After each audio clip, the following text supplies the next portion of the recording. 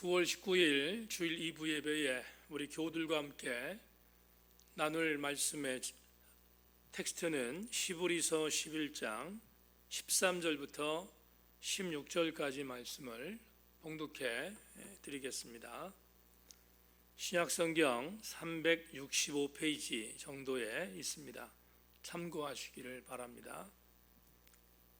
제가 말씀을 봉독합니다.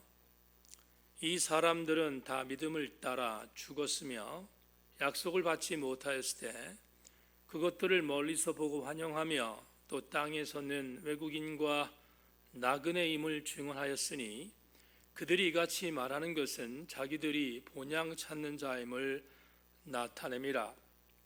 그들이 나온 바 본향을 생각하였더라면 돌아갈 기회가 있었으려니와 그들이 이제는 더 나은 본향을 사모하니 곧 하늘에 있는 것이라. 이러므로 하나님이 그들의 하나님이라 일컬음을 받으심을 부끄러워하지 아니하시고 그들을 위하여 한 성을 예비하셨느니라. 아멘. 오늘 우리 교우들과 봉독한 말씀을 중심으로 해서 나그네입니다 라는 제목을 갖고 말씀의 은혜를 나누겠습니다. 은혜 받고 돌아가시는 귀한 시간이 되기를 주의 이름으로 소망합니다. 우리가 거기에 이르면 기쁨에 겨워 소리칠 것이다. 드디어 집에 왔다. 그래, 여기가 진짜 고향이지. 본래부터 난 여기 사람이었어. 어떤 곳인지 전혀 몰랐지만 평생 이 땅을 그리워하며 살았거든. 하지만 여기서 이야기의 끝이 아니다. C.S. 루이스의 말처럼 여태 거쳐온 온갖 모험들은 사실 표지와 제목이 적힌 속 표지에 지나지 않는다. 세상 누구도 읽어보지 못한 이야기, 영원히 계속될 이야기, 한쪽을 넘길 때마다 이전보다 더 근사한 내용이 튀어나오는 더 없이 위대한 이야기의 첫 장이 펼쳐질 것이다. 지금 우리 교회 리더반 교재로 사용하고 있는 팀 켈러 목사님이 쓰신 하나님을 말하다에 적시된 팀 켈러의 감동적인 문장을 여러분에게 읽어드렸습니다. 이 감동의 메시지를 전한 팀 켈러는 아시는 분은 아시겠지만 췌장암 투병 중입니다. 근래 켈러가 자신의 투병에 대한 근황을 많이 알려져 있는 크리스천 투데이라는 저널을 통해서 전 세계의 독자들에게 알렸습니다. 그는 지금까지 14번의 케모세라피라고 하는 항암 항요법을 받게 되었는데 그 결과 종양의 크기가 현저하게 작아졌다고 긍정적인 보고를 했습니다. 그러나 췌장암 자체가 매우 어려운 치료이기 때문에 자신의 미래가 어떻게 될지를 알지 못한다고 말하면서 자신의 미래에 대한 부분을 하나님께 맡기며 분명한 사실 하나를 이어서 독자들에게 이렇게 보고했습니다. 사람들이 하나님이 진짜 거기에 계시다고 하나님으로 충분하다고 인정한 것은 대개 고통의 순간이다. 그러기에 나는 그 어느 때보다 더 행복한 시간을 고통 중에 느끼고 있다. 다만 두려운 것은 암 진단을 받기 전에 영적 상태로 돌아가고 있는 느낌이 들 때다. 맨 처음에 이 글을 접했을 때 정말 많은 생각이 있었습니다. 팀 켈러는 도대체 어떤 사람이기에 이렇게 무시무시하고 그러나 대단히 담대하고 엄청난 믿음을 소유하게 되었을까를 묻지 않을 수 없었습니다.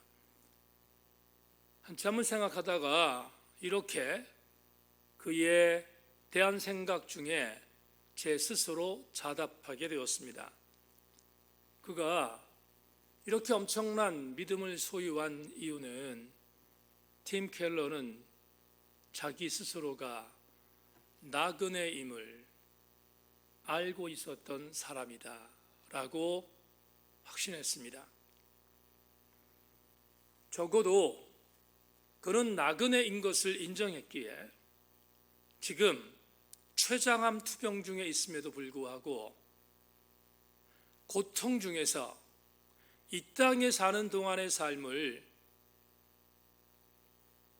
영적으로 신앙적으로 잘 극복하고 있음을 시사한 것이고, 또 한 가지 혹여나 자기가 호전되고 있는 나름의 이유 때문에 암 진단 이전에 옅은 시당으로 돌아갈까 봐 두려워한다는 사실을 보고하는 내용을 보면서 참 대단한 목회자다라는 생각을 다시 한번 하게 되었습니다. 베드로전서 1장 1절로 2절을 여러분에게 읽어드리겠습니다.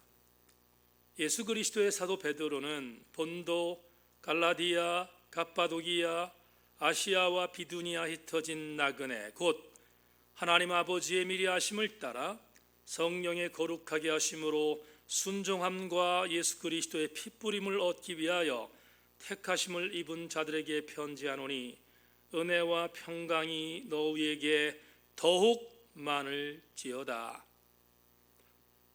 베드로는 여러분이 아시는 것처럼 베드로 전서를 작성하여 주 약 64년 이전에 여러 수신자들에게 보냈음을 신학학자들이 동의합니다. 그런데 베드로가 본인의 편지를 수신자들에게 보낼 때 수신자들의 정체에 대하여 베드로전서 1장 1절로 2절에서 두 가지로 제시하고 있습니다. 첫째, 본도, 갈라디아, 갑바도기아, 아시아 그리고 비두니아에 흩어져 살고 있었던 나그네들이 수신자임을 밝히고 있습니다. 둘째, 이들은 하나님 아버지의 미리 하심을 따라 성령이 거룩해 하심으로 순종함과 예수 그리스도의 피뿌림을 얻기 위하여 택함을 받은 자라고 밝히고 있습니다. 이 두 가지의 수신자에 대한 정체성을 조금 부연 설명하자면 이렇게 말할 수 있습니다. 지금 이 수신자들이 살고 있는 필드는 갈라디아, 갑바도기아, 비두니아 등등에 흩어져 있는 나그네라고 했습니다. 이들 지역은 지금의 지명으로 보면 터키에 있는 땅들입니다. 우리는 이 편지를 쓰고 있는 저자 베드로가 히브리적 전통에 굳건히 서 있는 유대인임을 이미 알고 있습니다. 그런데 이렇게 히브리적 전통에 서 있는 유대인이었던 베드로가 자기의 편지를 당시 이방의 땅이었던 터키 지역에 살고 있었던 앞에 소개했던 갈라디아, 갑바도기아, 비두니아 같은 지역에 살고 있는 수신자들에게 보내면서 그 수신자들에 대한 정체성을 중요한 단어로 정의하고 있는데 베드로는 분명히 이렇게 말합니다. 하나는 흩어져 있는 사람들이고 또 하나는 나그네라고 정의하고 있습니다. 합치면 베드로 전서의 수신자는 흩어진 나그네입니다. 헬라 원어 성경을 보면 파라피데모이스 디아스포라스 흩어진 나그네라고 쓰여 있습니다. 우리는 흩어진 나그네라는 말에 대하여 이렇게 이미 전이해를 하고 있습니다. 지금 이 땅들은 네로의 박해, 즉 AD 64년쯤에 로마에 살고 있었던 수많은 디아스포라 크리스천들이 죽음을 당하고 있습니다. 그런데 외환을 넓혀서 로마에 있었던 디아스포라 크리스천들만 네로에게 죽어가고 있던 것이 아니라 로마에서 그리 멀지 않은 로마에 속해 있는 속주, 터키 땅, 지금 소개했던 이 땅에 살고 있었던 디아스포라 크리스천 유대인들에게도 같은 핍박이 임하고 있음을 추측하게 됩니다. 그래서 베드로는 본인이 쓴 서신서를 통하여서 죽음을 당하고 있는, 흩어져 있는 이방적 그리스도인들을 포함하여 유대적 디아스포라 크리스천까지 포함하여 크리스천이라는 걸 갖고 있는 일체의 모든 사람들에게 핍박과 순교의 위험을 극복하고 이기자고 독려하는 편지가 베드로 전서이기에 베드로 전서 1장 6절로 7절은 그들에게 엄청난 위로가 되었을 것입니다. 즉 흩어져 있는 나그네 그들에게 대단히 엄청난 위로가 되었을 것은 자명합니다. 베드로전서 1장 6절로 7절을 소개하겠습니다. 그러므로 너희가 이제 여러 가지 시험을 인하여 잠깐 근심하게 되지 않을 수 없었으나 오히려 크게 기뻐하도다. 너희 믿음의 시련이 불로 연단하여도 없어질 금보다 더 귀하여 예수 그리스도에 나타나실 때에 칭찬과 영광과 존귀를 얻게 하려 함이라. 다 같이 아멘. 지금 베드로가 위로차 핍박받고 있는 디아스포라 크리스천들에게 전한 편지 중에 마음에 와닿는 단어가 있습니다. 그 단어는 바로 나그네입니다.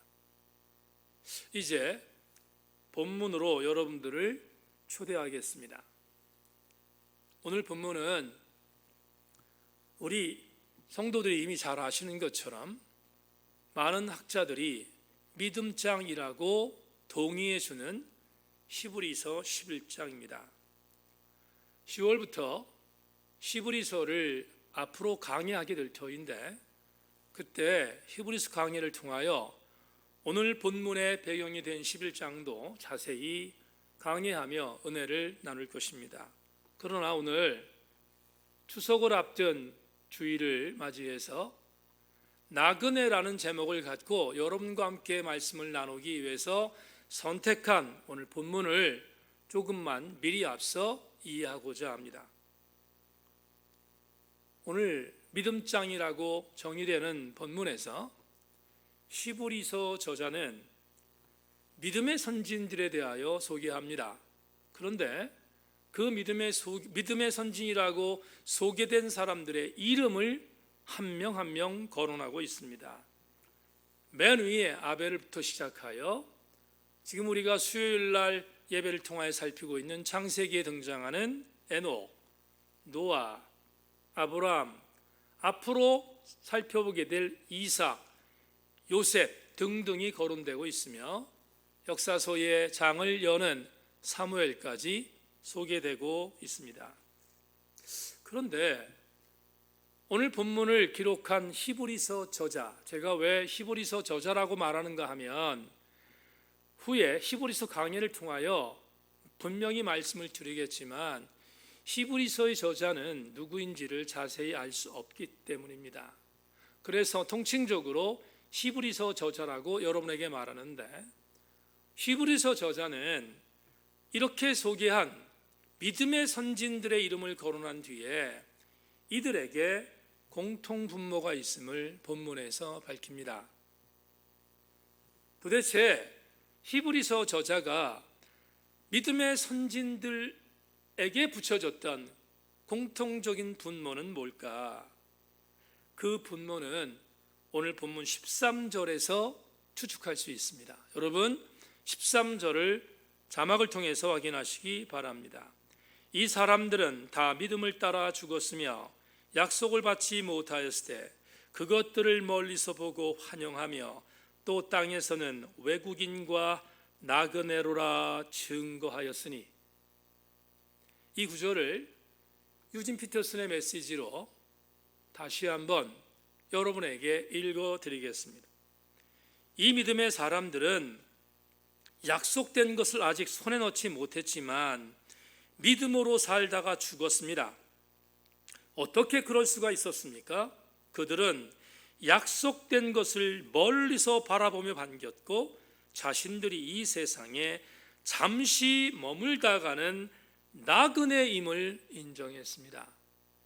그렇다면 히브리서 저자가 믿음의 선진들을 뭉뚱그려 공통분모가 있다고 말했던 하나의 중요한 단어를 확인할 수 있는데 그게 오늘 설교 제목인 나그네입니다.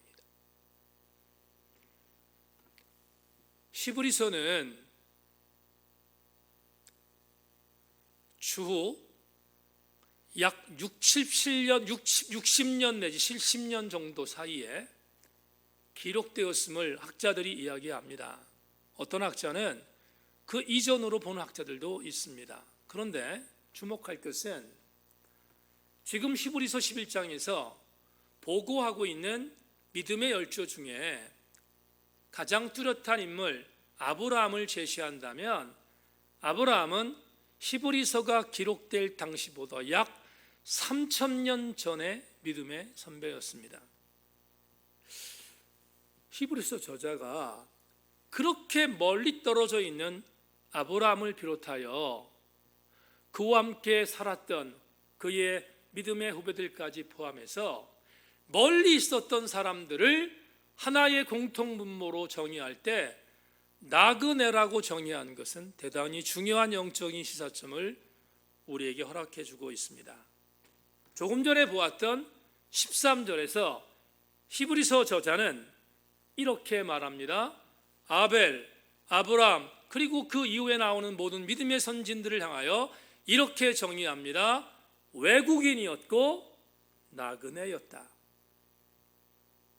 앞으로 히브리서 강해를 통하여 여러분에게 여러 차례 소개하겠지만 회풀 트리니티 신학대학원에서 신약학을 가리키고 있는 조재천 교수가 이 부분을 이렇게 해석했습니다. 아브라함은 마치 외국에서 살듯 그 땅에 얹혀 살았다. 기가 막힌 주석입니다. 외국인과 나그네를 합친 해석이기 때문에 그렇습니다. 그러면 제가 왜 조재천 교수의 이 글을 원고에 삽입했는가? 아브라함을 잠시 살피겠습니다. 아브라함의 고향은 여러분이 잘 아시는 것처럼 지금 오늘의 지명으로 얘기하면 이란 지역인 바벨론 밑에 있었던 수르라고 하는 곳에 살았던 사람입니다. 그런데 이 수르, 바벨론 지역, 이란 땅에서 살고 있었던 아브라함에게 어느 날 하나님이 찾아오셨습니다. 그리고 창세기 12장 1절의 증언에 의하면 하나님은 다짜고짜 그를 당신의 강권적인 은혜로 부르셔서 이렇게 명령하셨습니다. 아브라함아, 내가 너에게 지시할 땅으로 이사가라. 그런데 12장에서 말했던 아브라함에게 가라고 명령했던 그 땅을 11장 마지막 절을 보면 그 땅이 가나안 땅임을 알려주고 있습니다. 주목할 것은 아브라함에게 있어서 하나님이 떠나라고 했던 땅, 그 땅은 굉장히 낯선 땅이었으며 수르에 살고 있었던 아브라함으로 볼 때는 그 땅이 이방 땅이나 마찬가지였습니다. 우리 이미 창세기를 통하여 공부할 분들은 아시겠지만 아브라함은 갈대아 우르에서 아버지 데라가 돈을 많이 벌었던 사람이었기 때문에 나름대로 부유한 삶을 살고 있었습니다. 부유한 삶을 살고 있었던 자기의 고향 땅을 떠나서 전혀 알지 못하는 낯선 땅인 가나안으로 가라는 하나님 명령을 순종하는 것이 쉽지 않았겠지만 성경은 상당히 요약된 부분이기 때문에 다른 것들을 제시하지 않고 떠나라 했던 아브라함이 떠났다는 것을 성경이 우리에게 증언해 줍니다. 우여곡절 끝에 자기의 고향이었던 갈대아 우르를 떠나서 가나안에 도착했던 아브라함, 어떤 모습으로 살았겠습니까? 말할 것도 없이 외국인이요 나그네처럼 살지 않았겠습니까? 그러니 조재천 교수가 말한 것처럼 외국인과 같은 모습으로 그 땅에 얹혀 살았다는 해석은 대단히 시의적절한 해석이 아닐 수 없습니다. 낯선 땅에서 이방인의 모습으로 그리고 나그네의 모습으로 살았던 아브라함이 그 외로움을 어떻게 극복했을까? 지금 저는 아브라함을 말하지만 아마도 히브리서 11장에서 제시한 여러 명의 사람들은 같은 공통 분모를 갖고 있다는 것을 전제하면서 아브라함을 소개한다면 아브라함이 그 엄청난 이방 땅에서 외롭게 살 수 있었던 이유는 어디 있었을까?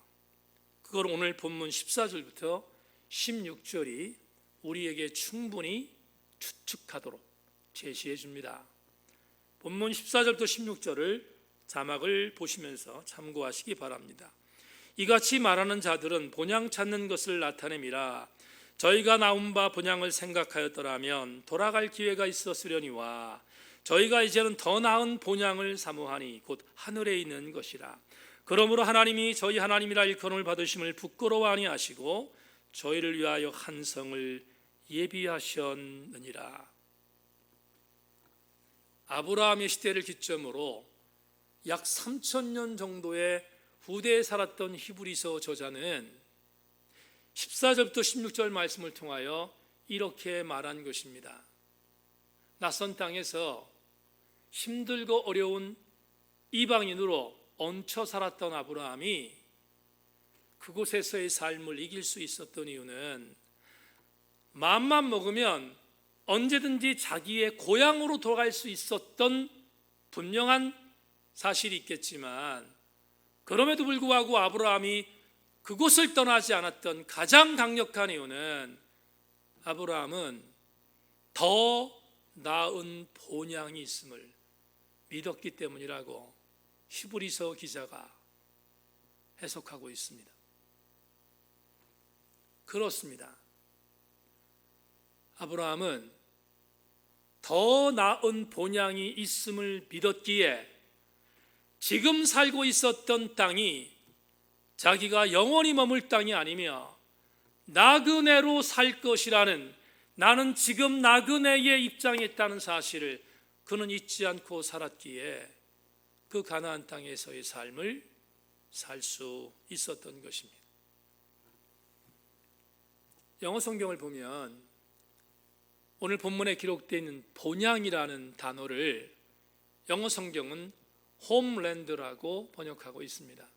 제가 설교 준비를 하려면 한 7권 정도의 영어 성경을 쭉 같이 대비해서 보는데 공교롭게 모든 영어 성경이 본향이라고 번역된 이 단어를 홈랜드라고 기록하고 있는 것을 확인할 수 있었습니다. 오늘 본문은 본향이라고 해석되어 있지만 원래 홈랜드라는 이 단어는 우리나라 말로 더 적절하게 번역하려면 조국, 고국, 모국이라는 단어로 번역할 수 있습니다. 조국이란 단어, 모국이란 단어, 고국이란 단어 정겹지 않습니까? 성경의 내증 하나를 소개하겠습니다. 창세기 47장을 보면 야곱이 그의 아들 요셉의 청에 의하여 그가 살고 있었던 가나안 땅을 떠나 고센으로, 애굽에 있는 고센으로 옮기는 기사가 실려 있습니다. 아시는 것처럼 야곱의 11번째 아들이었던 요셉이 파란만장한 삶 끝에 애굽의 국무총리가 되어 있다는 사실을 알게 되었고, 마침 야곱이 살고 있었던 가나안 땅에 7년 동안 대흉년이 들어서 먹고 살 수가 없을 정도로 피폐했는데 11번째 아들 요셉이 국무총리로 있었던 애굽 땅은 7년 동안에 있었던 흉년에 함께 저장해 두었던 곡식이 있어서 먹을 것이 풍부했고, 그것이 안전했기 때문에 아버지 야곱을 정중하게 요셉이 국무총리로 있는 애굽 땅으로 모시게 됩니다. 그래서 야곱은 잃었던 아들을 되찾는 기쁨도 있었지만 요셉이 말했던 안정된 땅인 애굽의 고센으로 식솔들을 이끌고 이주하게 되었습니다. 성경은 야곱이 고센 땅에 거주한 지 17년 동안 평안한 삶을 살았음을 보고합니다. 그런데 17년이 지난 후 야곱이 이제 너무 나이가 많이 들어서 열조, 특별히 다시 죽음을 맞이하게 될 것이라는 직감을 하게 됩니다. 야곱은 본인이 열조에게로 돌아갈 것을 분명히 알고 난 뒤 자기의 11번째 아들이었던 요셉을 부릅니다. 불러서 그에게 아주 중요한 하명을 하나 제시합니다. 그 제시한 내용을 여러분에게 오늘 읽어드리겠습니다. 창세기 41장 29절로 30절입니다. 자막 보십시오. 이스라엘의 죽을 기한이 가까우매 그가 그 아들 요셉을 불러 그에게 이르되 이제 내가 내게 은혜를 입었거든 청하노니 내 손을 내 환도뼈 아래 넣어서 나를 인애와 성심으로 대접하여 애굽에 장사하지 않기를 맹세하고 내가 조상들과 함께 눕거든 너는 나를 애굽에서 메어다가 선영에 장사하라. 요셉이 가로되 내가 아버지의 말씀대로 행하리이다. 아시겠죠? 야곱은 본인이 죽으면 자기의 시신을 이방 땅 애굽의 고센 땅에 묻지 말고 야곱의 할아버지 아브라함과 할머니 사라와 아버지 이삭이 묻혀 있는 마물의 근처에 있는 막벨라 굴로 가져가 자신의 시신을 묻을 것을 요셉에게 하명한 것입니다. 요셉은 아버지의 유언을 그대로 받들어 야곱이 세상을 떠나자 아버지의 시신을 갖고 그의 고향이기도 한 가나안 땅으로 올라갑니다. 그리고 아브라함이 구입했던 선조의 열조들이 묻혀 있었던 막벨라 굴에 장사되었음을 우리에게 성경은 증언합니다. 오늘 추석을 이틀 앞둔 주일날 이 스토리를 여러분에게 이야기하는 이유가 무엇이겠습니까?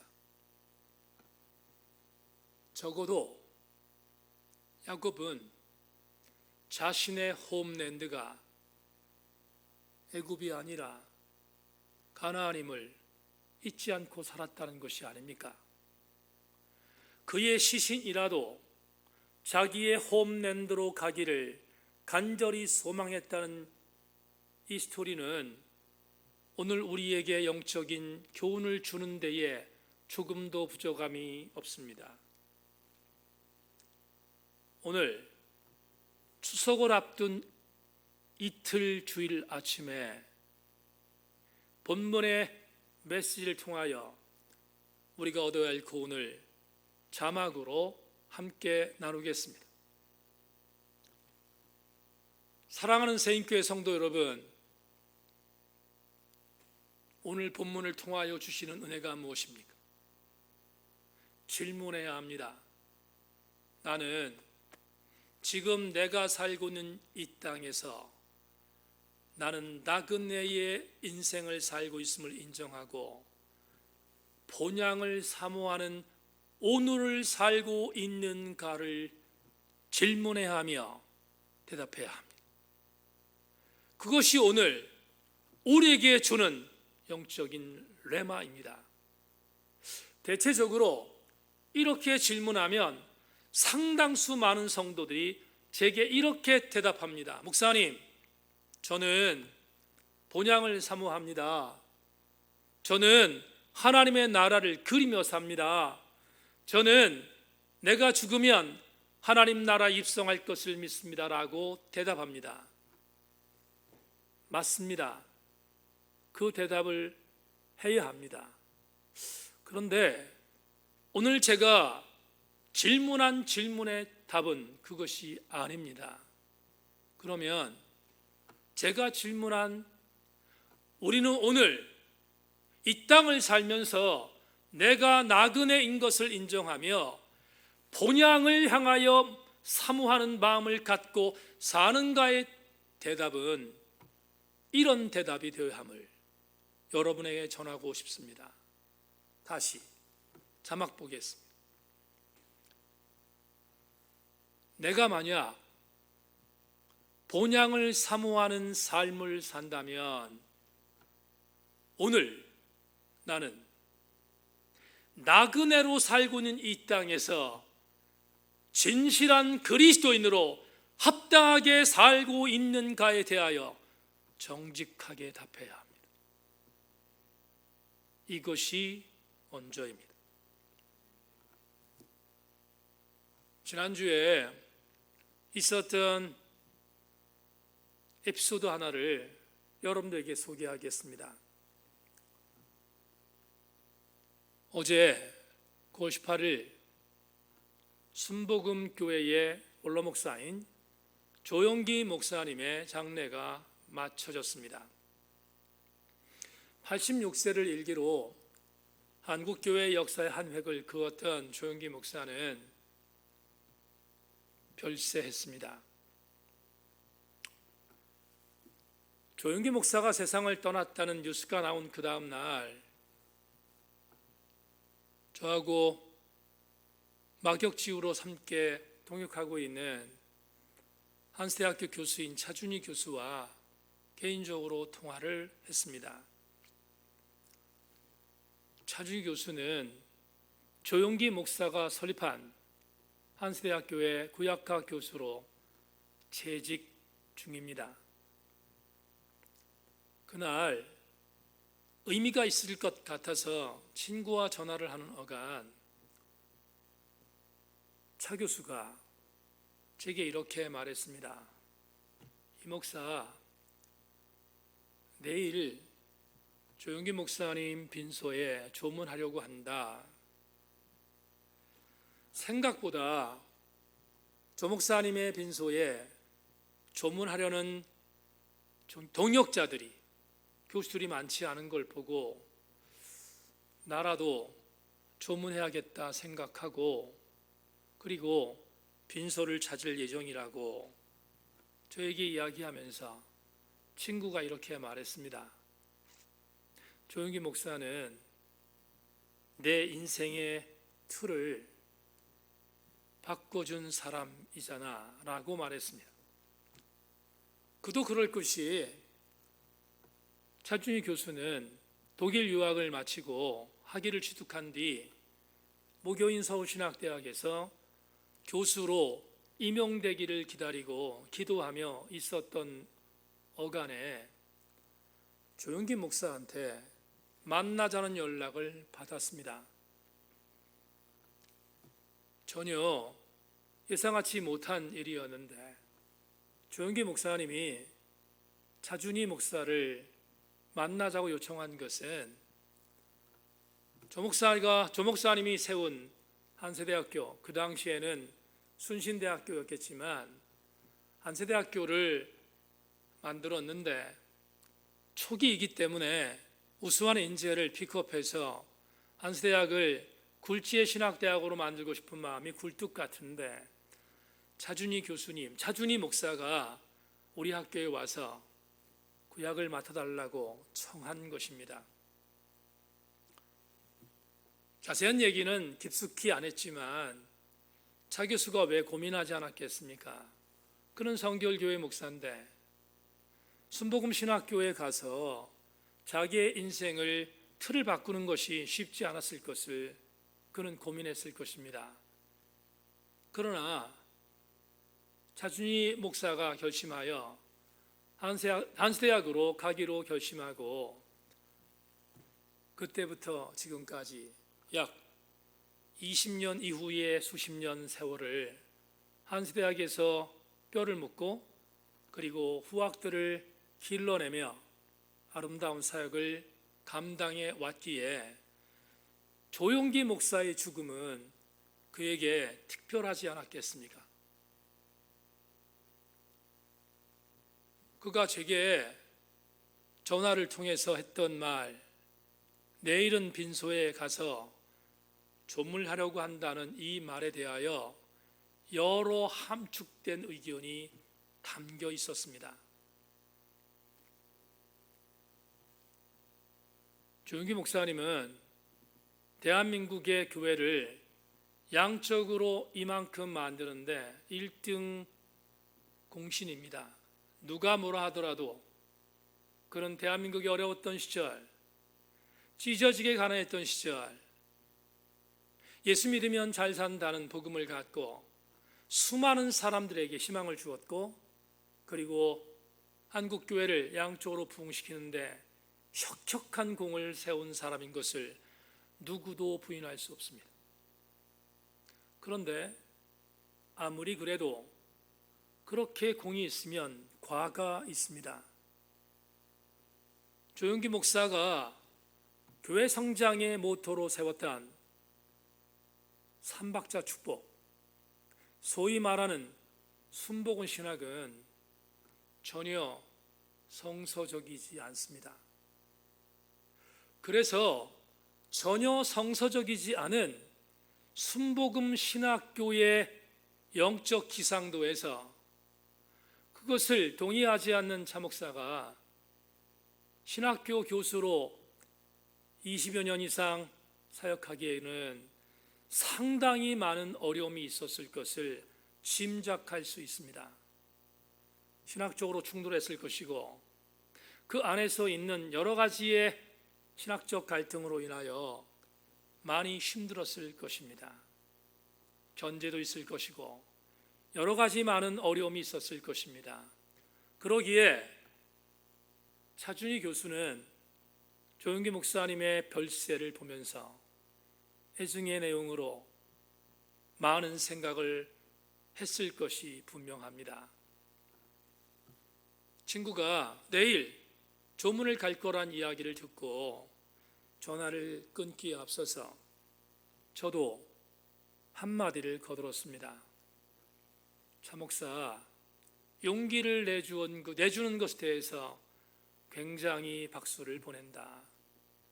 차 목사에게 조용기 목사는 그래도 참 각별한 어른이지 않았는가. 그리고 용기를 내서 빈소에 조문하는 것에 대해서 박수를 보낸다고 이야기한 뒤 저 역시 조용기 목사의 신학에 대해서 전혀 동의하지 않지만 그러나 동의하지 않기는 하지만 고인에 대한 명예를 지켜주기를 원하는 마음은 저 역시 공감합니다. 조용기 목사가 세상을 떠났다는 이야기를 듣고 그 반대편에 있는 수많은 사람들이 조용기 목사의 죽음을 알리는 보도에 수없는 많은 댓글을 달았습니다. 그 댓글 중에 상당히 많은 것은 인격적 모독이고 그리고 이모저모로 조용기 목사를 폄훼하는 글들로 넘쳐났습니다. 저는 신학적 사상이 반대인 사람들이 그렇게 이야기하는 것까지는 이해할 수 있지만 그러나 고인의 명예를, 사자의 명언을 훼손하는 것은 비인간적인 일임을 알기에 그들의 행태에 대하여 동의할 수 없었습니다. 친구와 전화를 끊고 나서 저 역시 많은 생각이 몰려왔습니다. 저의 멘토링을 담당해 주었던 이재철 목사님께서 일전에 본인의 책에서 이렇게 말한 적이 있습니다. 나의 호흡이 있는 동안의 삶을 정의하는 것은 긴 문장이 아닙니다. 나의 삶에 내 삶을 함축적으로 보고하는 것은 내가 죽은 뒤 제3자들이 기록하는 단 한 줄 평입니다 라고 썼던 글을 저는 지금도 또렷이 기억합니다. 그리고 제 마음속에 친구와 전화를 끊고 나서 이재철 목사님의 그 어록이 생각남과 동시에 제게 스며들었던 소회가 바로 이것입니다. 오늘 내가 어떻게 그리스도인답게 살았는가가 본향을 향하여 한 발을 더 내딛는 일이라. 그러므로 오늘 내가 크리스티아노스로 살아가는 것은 이 땅에서 나그네의 삶을 살아가는 시금석이다. 누가복음 10장과 누가복음 18장에는 극명한 대조를 이루는 두 사람이 소개되고 있습니다. 누가복음 10장은 선한 사마리아 사람이고 누가복음 18장은 부자 청년 관원입니다. 잘 아시는 것처럼 선한 사마리아 사람은 본인이 사마리아 출신임에도 불구하고 자신의 동족을 개만도 못하게 여기는 유대인이 강도를 맞고 여리고에서 쓰러졌다는 사실을 알고 가던 길을 멈추고 자기의 말에 태워 근처에 있는 주막으로 데려가서 그 주인에게 이렇게 말합니다. 이 사람이 강도를 만났는데 내가 오늘 이 사람과 함께 있으면서 이 삶을 돌보겠지만 날이 밝으면 내가 해야 할 일이 있습니다. 그런데 다시 돌아올 것입니다. 이 사람을 돌봐주시는데 내가 일을 마치고 돌아올 때 이 사람을 돌봐주는 데 있어서 비용이 더 들면 그 비용을 내가 책임지겠습니다. 그러니 이 사람을 돌봐달라고 주모에게 부탁합니다. 영어 성경에 이 사람에게 들어가는 비용을 내가 책임지겠다고 말했던 더 들어가는 비용을 additional charge라고 기록하고 있습니다. 첨가되는 비용입니다. 놀랍지 않습니까?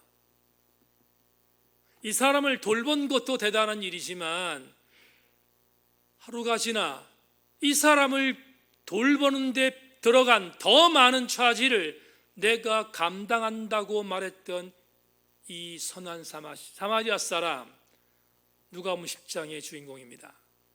8장을 읽다 보면 8장 뒤에 부자 청년이 나옵니다.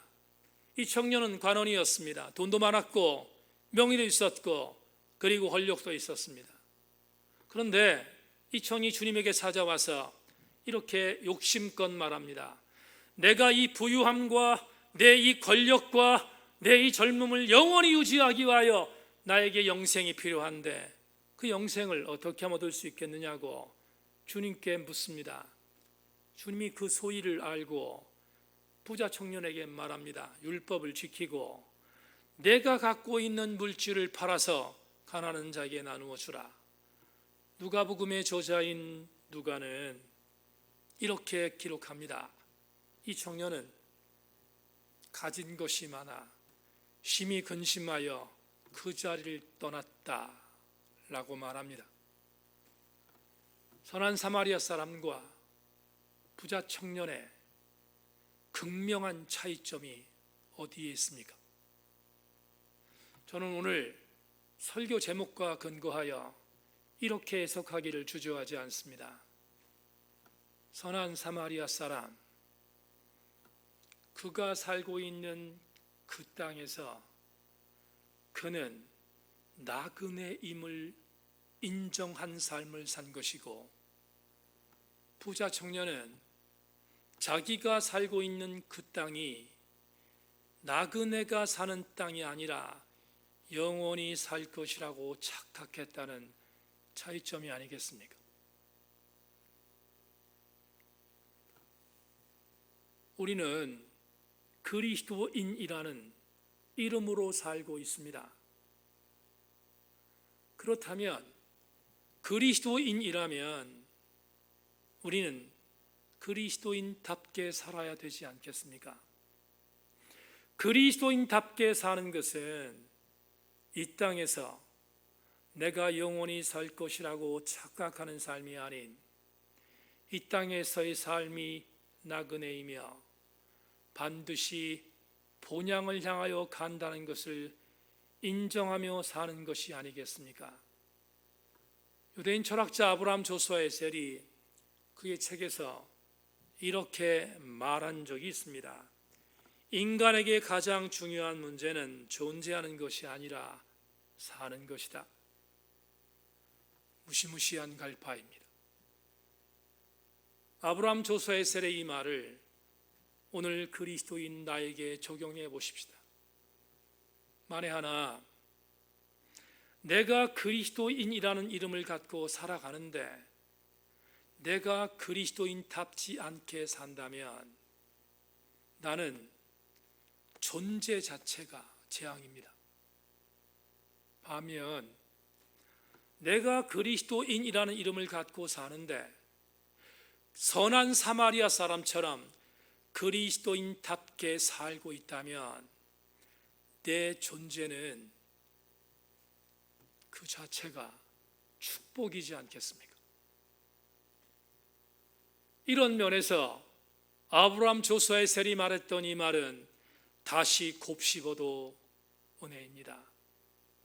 인간에게 있어서 가장 중요한 문제는 존재하는 것이 아니라 사는 것이다.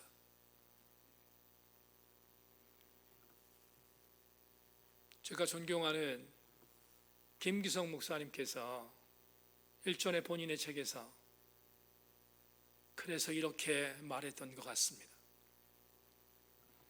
누구든지 천국을 가고 싶어하는 사람은 이 땅에서 천국에 없을 것 같다는 것을 내 삶에서 제거해버리고 천국에 있을 것 같은 것을 채우며 살아야 한다.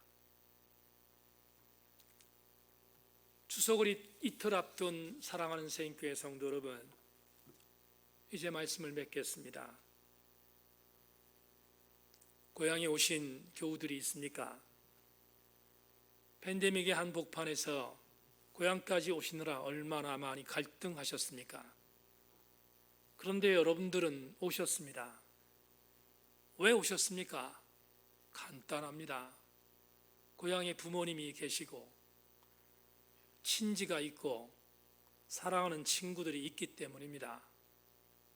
이번 추석 명절에 팬데믹 상황 때문에 녹록하지는 않지만 부모님을 만나고 친지들을 만나서 행복한 시간을 보낼 수 있기를 바랍니다. 그런데 고향을 찾아온 교우 여러분은 추석이 지나면 제천에서 삽니까? 그렇지 않습니다. 여러분이 있는 삶의 처소로 다시 떠나지 않겠습니까? 같은 맥락으로 우리는 이 땅을 삽니다. 그런데 이 땅에서 영원히 살지 않습니다. 우리는 때가 저물어 찬송가의 가사처럼 주께서 날 오라 하실 때 나는 반드시 주님 앞에 서야 합니다.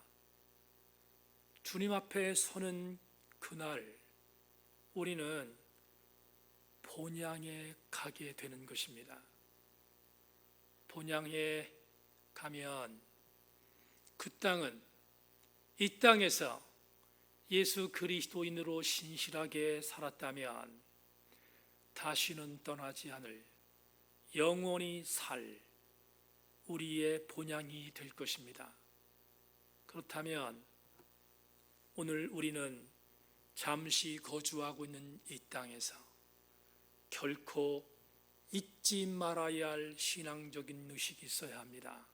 그건 바로 나는 이 땅에서 나그네로 살고 있다는 인식입니다. 모든 교우 여러분, 본향을 바라보며 이 땅에서 나그네 의식을 갖고 살아가는 저 여러분 모두가 되기를 주님의 이름으로 권면합니다. 기도하겠습니다. 하나님 감사합니다. 오늘 주의 말씀을 나누었습니다.